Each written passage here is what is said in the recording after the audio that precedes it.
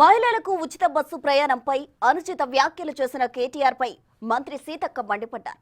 పేద మహిళలకు తాము పథకం ప్రవేశపెడితే బీఆర్ఎస్ చులకనగా మాట్లాడుతోందని ఫైర్ అయ్యారు. కేటీఆర్ సీతక్క మధ్య జరిగిన మాటలు ఇద్దాం, ఓసారి చూద్దాం.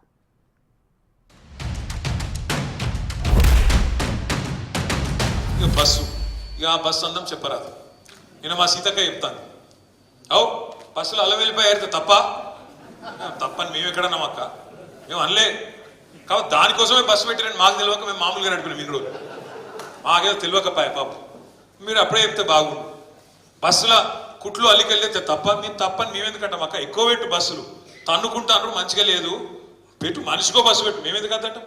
మనిషికో బస్సు పెట్టు, మంచిగా అంత కుటుంబం పోయి మంచిగా కుట్లు అల్లికలు, అవసరమైతే బ్రేక్ డాన్సులు, రికార్డింగ్ ఏం చెప్తారో చేయరు, మేమెందుకు అంతటం. ఇవాళ మేము ఏ పథకాలు చేసినా నచ్చట్లేదు. ప్రజలకు ఉపయోగపడుతున్నాయి, మహిళలు ఆర్థికంగా ఎదగడానికి ఉపయోగపడుతుంది బస్ ప్రయాణం. మీకు ఆలోచన రాలే, 10 ఏళ్ళు మీరు పెట్టలేదు.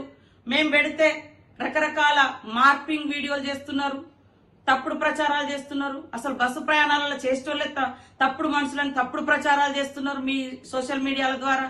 పైనుంచి ఈ రోజు నీ నోటి నుంచి డైరెక్ట్ గా మహిళలు కుటుంబాలు వచ్చి బ్రేక్ డాన్సులు చేసుకోమన్నావు. ఇదేనా నీ సంస్కారం?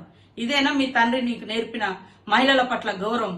మీ ఇంట్లో కూడా ఆడపడుచుంది కదా, మీ ఆడపడుచులు అందరు బ్రేక్ డాన్సులే చేస్తారా బస్సులు ఎక్కినప్పుడు? ఇట్లాంటి మాటలు తగవు. వెంటనే బేషరతుగా కేటీఆర్ నువ్వు తెలంగాణ మహిళా లోకానికి క్షమాపణ చెప్పాలని హెచ్చరిక చేస్తాము.